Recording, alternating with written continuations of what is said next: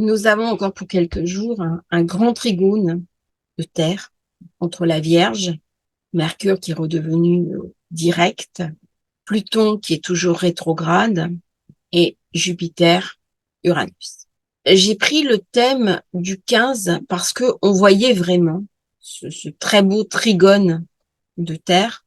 Il est toujours actif, encore à l'heure actuelle, et ça nous donne un besoin de construire, un besoin de stabilité et un besoin de stabilisation. On voit que les trois signes de terre sont à l'honneur. Ça va donc poser la question de la terre, de la protection de la terre, dans une compréhension de changement climatique. Et là, on a vu ce qui s'est passé avec la Libye, avec le Maroc, où quelque part, la terre a vécu une pression atmosphérique trop importante et ça a fait bouger la Terre. La Terre, normalement, ne bouge pas. C'est-à-dire que la Terre, c'est un élément stable. C'est un élément sur lequel on va s'appuyer. Et dans votre thème de naissance, la Terre, c'est ce qui permet la construction. La construction, comment? Alors, la première construction que l'on a, c'est la construction de son corps. Elle se fait par la nourriture. C'est la nourriture qui permet à l'enfant de grandir, de croître, de se développer. C'est le taureau. C'est-à-dire le bélier, c'est la naissance de l'enfant. C'est la graine qu'on va planter. Mais la graine qui va germer, c'est le taureau. Donc le taureau, la Vénus du taureau, c'est une Vénus nourricière. C'est celle qui amène l'aliment dans les organes, ce qui va permettre de se développer. Le deuxième signe de terre, qui est la Vierge, ben, c'est le quotidien. C'est-à-dire que si je veux me développer, si je veux être indépendant, eh bien, il faut que j'ai un travail pour payer justement cette nourriture et que je prenne soin de ma santé. Alors, le taureau me permet d'aller chercher de l'alimentation, des aliments, de nourrir ma structure corporelle. Cette structure corporelle, je vais en prendre soin dans la Vierge. Donc le signe non seulement du quotidien, du travail, mais aussi de la santé. Et je ne suis pas remplie dans ma fonction s'il n'y a pas chez moi le but d'une élévation. Élévation et protection dans le Capricorne. Le Capricorne qui est la maison 10. C'est aussi la maison de l'immobilier. C'est-à-dire le bâti, le bâtiment, la construction, c'est aussi le Capricorne. C'est Saturne. Saturne qui va régir les architectes. Mais c'est aussi moi ma capacité à m'élever.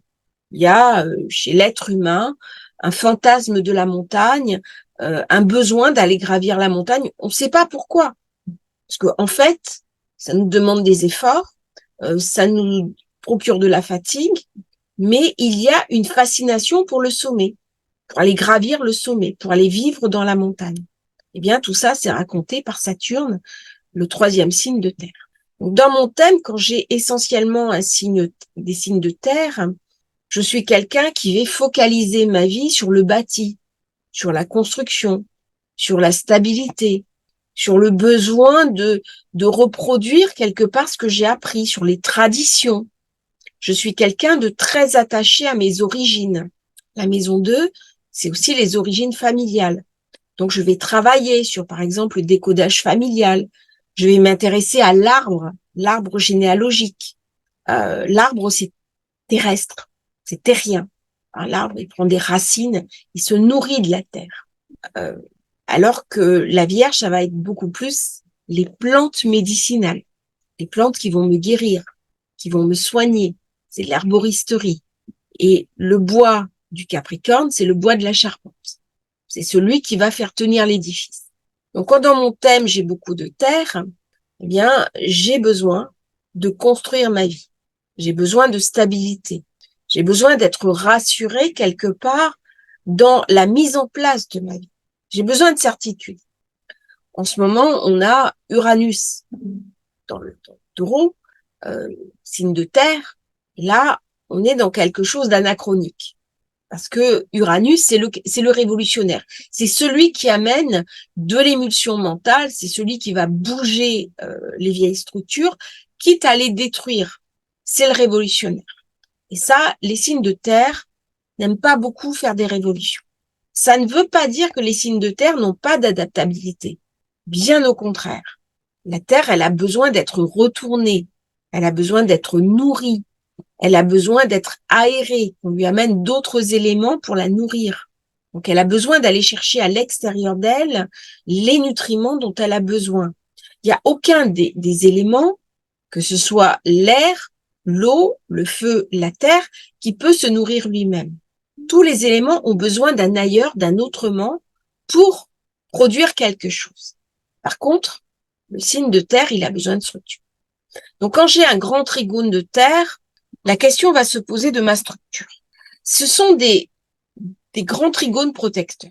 Alors, dans un thème individuel, quand on a un grand trigone protecteur, ça va donner des personnes qui ont beaucoup de volonté, qui vont réussir des choses. Ça ne veut pas dire qu'elles vont tout réussir, mais il y a une espèce de volonté farouche, de confiance en soi, de mordant, qui va faire qu'on ne lâche pas. Il y a une énorme combativité, quel que soit le trigone, où va se dérouler, quels que soient les éléments qui sont mis en harmonie. Parce que dans le cas d'un grand trigone, eh bien, les 3 forces en présence sont en cohésion. Et ça donne beaucoup de puissance, ça va donner des personnalités qui ont beaucoup de charisme, qui ont une ténacité, qui s'accrochent, qui peuvent voir la vie aussi comme un combat, quels que soient les éléments qui sont dans le grand trigone. Mais c'est une personne qui va arriver dans la vie avec des besoins qui sont assumés et le besoin de se dépasser. C'est pas forcément un besoin de se dépasser égoïste. Ça peut aussi être le besoin de se dépasser pour aider les autres. Il y a quelque chose qui dépasse notre simple individualité dans le grand trigone. Alors, le trigone, c'est une figure très positive. C'est une figure où des planètes vont travailler ensemble. Et quelle que soit la sensibilité des planètes, chacune va mettre de l'eau dans son vin pour apporter le meilleur à l'autre. Il y a toutefois un bémol. Le bémol, c'est Mars et Saturne. Mars et Saturne, dans ce grand trigone de Terre, c'est pas activé.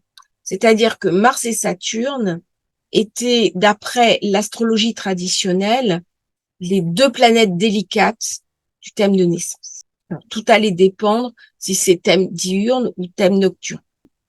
Mais dans un thème diurne, c'est Saturne qui protège.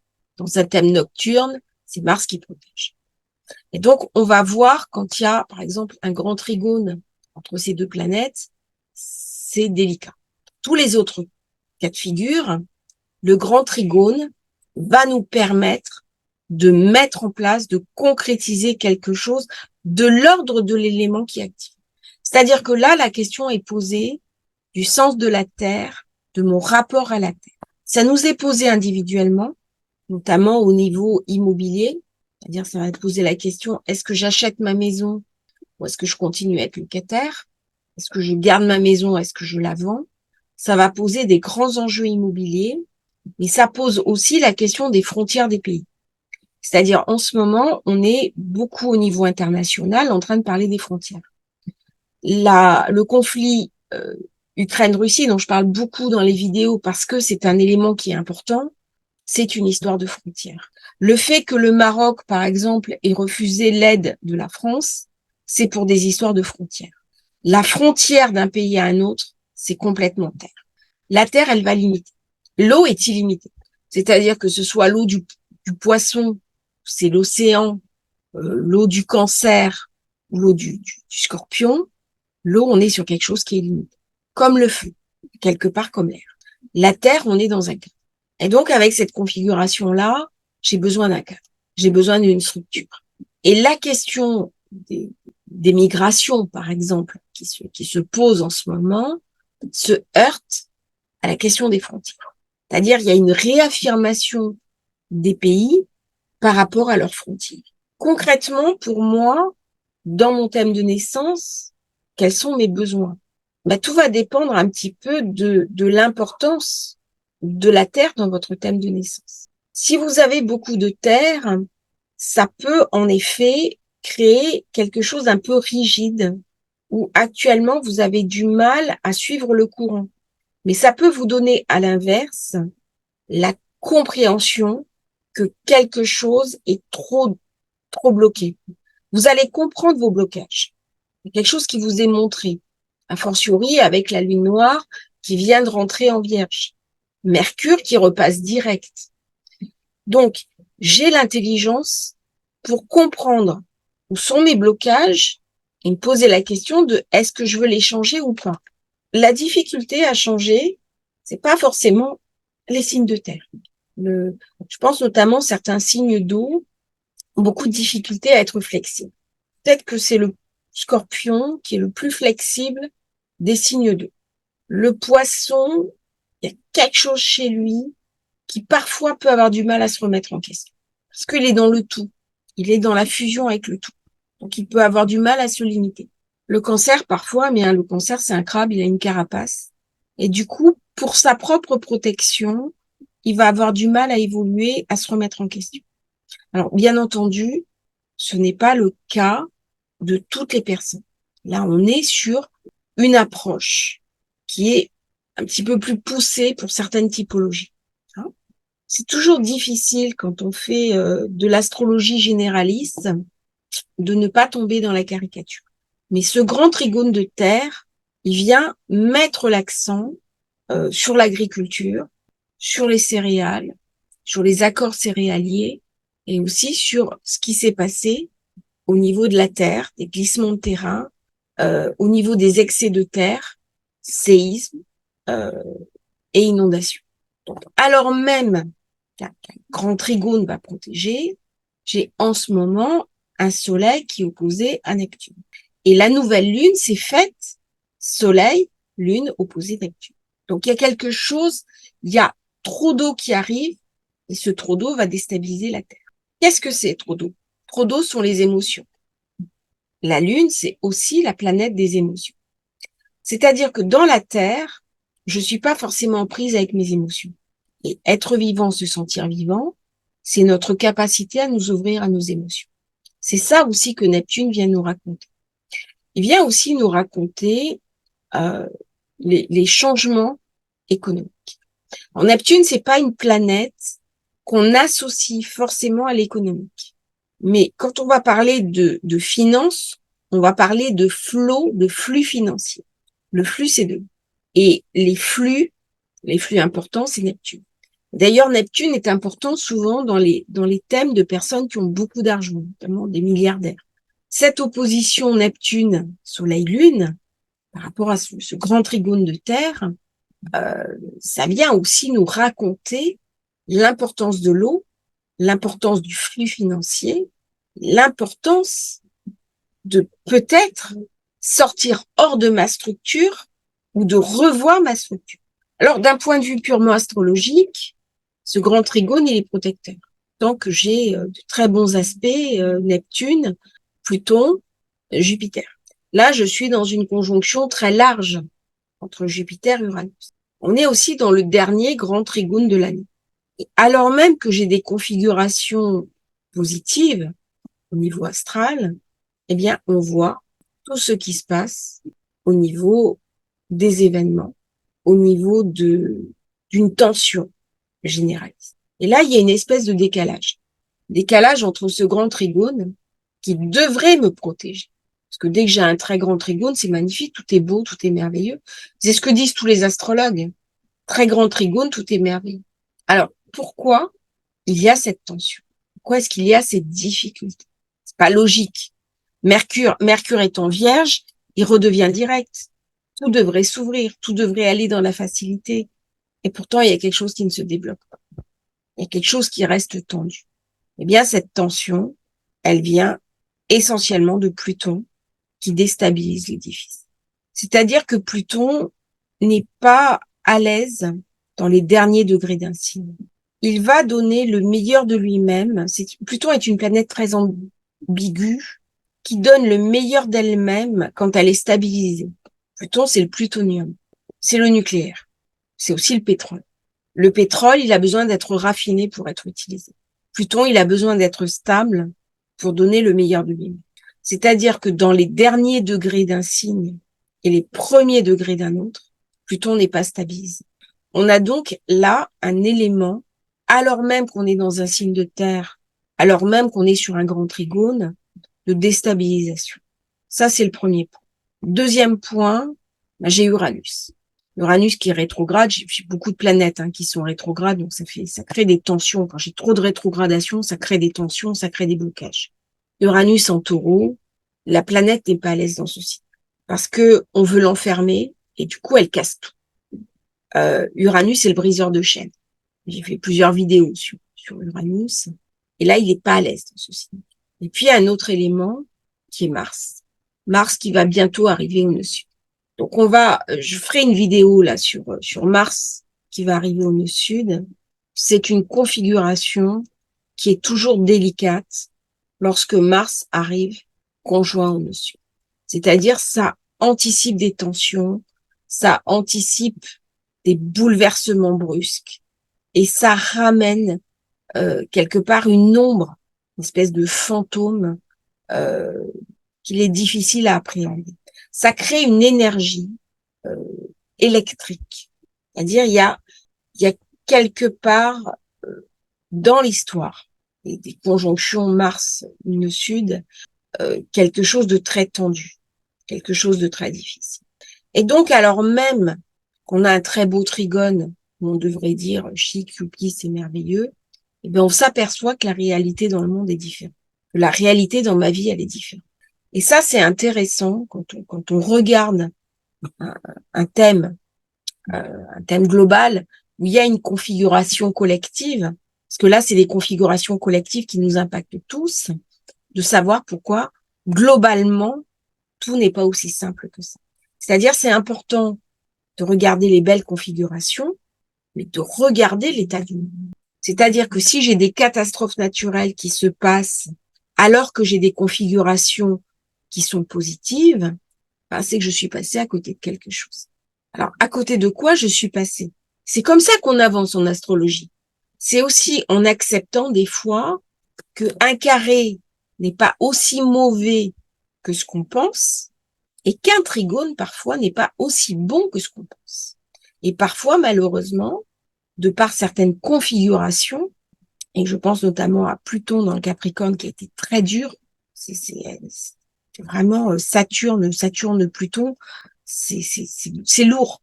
C'est des ambiances très difficiles, très pesantes. Saturne-Pluton, c'est aussi des personnalités politiques, publiques, très, très dures. C'est des régimes dictatoriaux. Ben, même si c'est sur un aspect harmonique, ça reste une configuration difficile. Et donc, c'est important de regarder ce grand trigone en se disant, oui, ok, c'est du positif. Mais parfois, même dans mon thème de naissance, je parle d'expérience, c'est-à-dire que j'ai un thème de naissance où il y a un très bel aspect entre Jupiter, qui est une planète très positive, et Saturne. Ben, il y a des moments où ce trigone qui est toujours positif, ben, il a joué contre nous. Et donc, ça va relativiser un petit peu l'idée des aspects négatifs et des aspects positifs. Alors, les astrologues qui travaillent en psychologie parlent d'aspects dynamiques, en parlant des carrés, des oppositions et des aspects facilitants. C'est toujours important de regarder comment la planète qui se trouve dans un signe va jouer dans cette planète. Si je prends par exemple ce grand trigone, Mercure, quand il va passer, là on était au 15, quand il va se mettre lui-même dans le grand trigone, il y a des choses qui vont se passer. Quand il va entrer en Cassini avec le Soleil, il y a des choses qui vont se passer. Parce que lui est très à l'aise dans la Vierge. Donc c'est important aussi de savoir quelle est l'affinité de la planète avec le signe de réception. Et alors même, pour finir sur cette vidéo qui est un petit peu technique, et je m'en excuse, j'espère qu'elle vous intéressera. Dites-moi un petit peu dans les commentaires si vous appréciez ces vidéos un peu plus techniques ou si vous préférez des choses plus faciles. hein. C'est un petit peu votre sensibilité à vous à exprimer. Donc, c'est vraiment important de savoir quelle affinité une planète va avoir dans un signe. Et c'est à partir de là qu'on va savoir la quintessence de ce grand trigone, qui au départ est merveilleux. Au départ, c'est merveilleux. Donc, les personnes qui ont un grand trigone dans son thème de naissance, je vous invite vraiment à potentialiser vos possibles. Parce que quand vous avez un grand trigone, vous avez beaucoup de facilité à vous battre, à vous accrocher, à vous dépasser, à réussir aussi, à avoir du charisme. Donc, analysez vos thèmes de naissance avec bienveillance, ça c'est important, et retirez vraiment la quintessence même de votre thème pour mieux vivre votre vie. Merci à tous d'avoir suivi cette vidéo sur le grand trigone. Et puis, n'hésitez pas à vous abonner, à liker la chaîne, ça nous aide vraiment. Et puis, à bientôt pour une nouvelle transmission autour de Astrologie Facile.